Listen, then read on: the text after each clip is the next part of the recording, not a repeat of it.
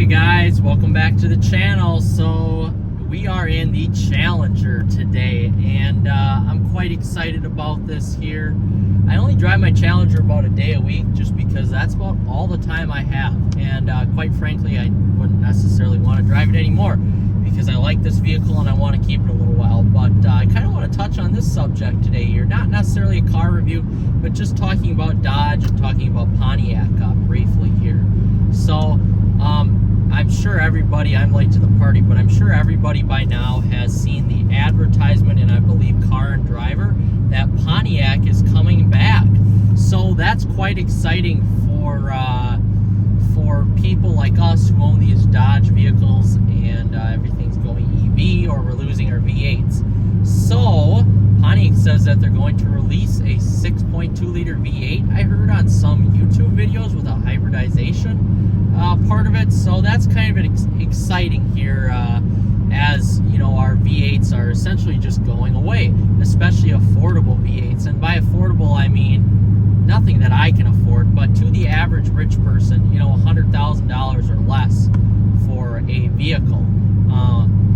And that's quite exciting that Pontiac may be fitting to return into the sports car market. So gosh, I haven't driven this in forever, and it's just so easy to speed. You almost really have to set the cruise on. Oh my goodness, which I just had to do now because you speed so much. But anyway, with Dodge kind of leaving the marketplace for the V8 super sedan or coupe, with the Challenger and Charger being gone now, while the Charger being reborn, that kind of opens the door for Pontiac. And as a business solution for GM, who, yes, did discontinue the Camaro and now only has the Corvette left, really, well, and the CT4V Blackwing and the CT5V Blackwing. You can't really count the normal Vs in there, as, yes, they are sports cars, but they're not like supercars. So, that really opens the door for GM now to kind of capture some more of that market. Really, when you think about it now on the market, you've got the Mustang, you've got the Corvette, CT4 and CT5. Basically it for performance vehicles. I guess you could count the Charger in there once it gets released, the ICE variant of it, not the electric variant of it, the ICE variant of it. So until that gets released, and now 2025 hopefully, there's only 4 American vehicles left on the market that are either sports sedan or sports cars. So really, that opens the door for GM to even further themselves with the CT4 and CT5 and the Corvette, further themselves into that coupe or sedan or whatever they want to do with Pontiac. You know, Pontiac used to make the G8 along with the GTO, so that really opens the door for essentially GM to either rebrand Pontiac or just bring back a certain model of Pontiac and throw it into their dealership. So really, it wouldn't be a bad idea, maybe even using the Camaro platform, but it wouldn't be a bad idea. Gosh, GM's got so many great car platforms. Even my Volt drives great. Oh my gosh. But it really opens the door for GM to maybe captivate more of a market that now Dodge is leaving, essentially. So one man's trash is another man's treasure, they say. So that leaves the trash of Dodge now to the treasure of GM. And it'll be really curious to see what Pontiac has to do, or even if they come about. They may not even come back. But I've always been a fan of the G8. You know, I'm not a GM guy. I do own a Chevy Volt, but I'm more of a Mercedes and Dodge guy. I just love the products. That's who I am. Say what you want. But GM, I will have to say this. I've driven a CT4 with the 3.0 twin turbo, 410 horsepower, 10 speed. That car was one of the best large driving. It blew this Challenger away. Oh my God, it blew the 300 away that I have, my SRT.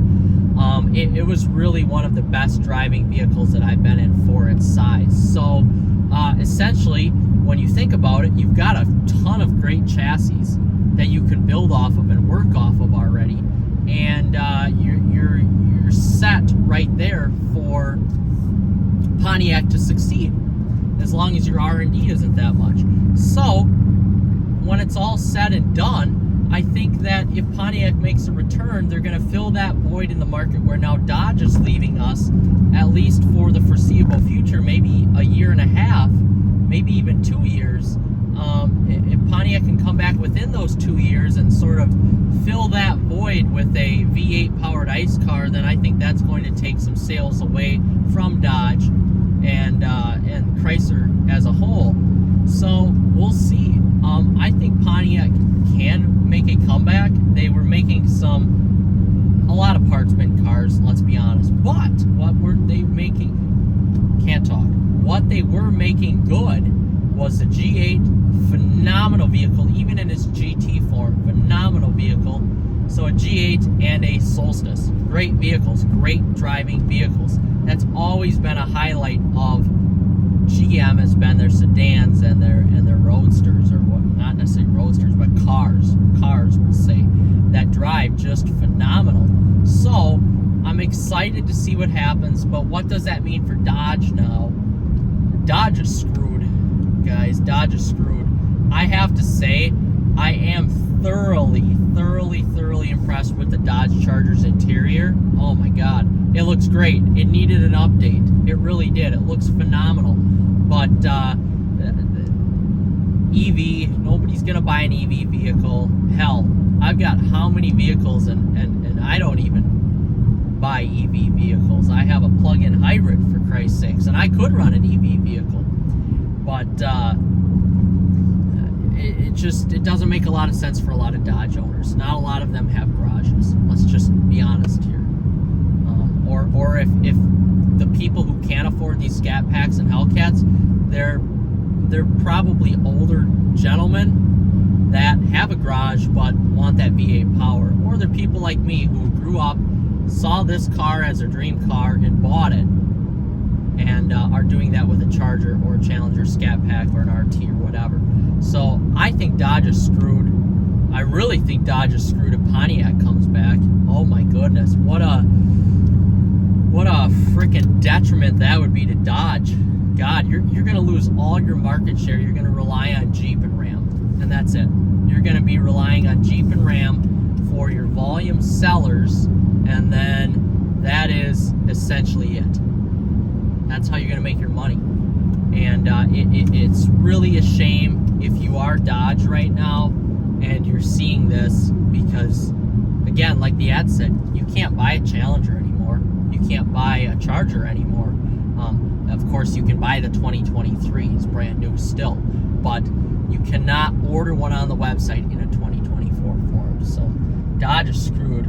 That's my opinion. If they don't get their stuff figured out, all they would have had to do is release that 6-pack, and we probably would have been okay. Us Dodge enthusiasts would have been okay, but they didn't. So, all right, guys, that's my quick little take on Pontiac coming back here. I'm going to have more reviews of this Challenger. I just need to get through my busy season here and drive it. So, all right, guys, we'll see you in the next one. Like and subscribe.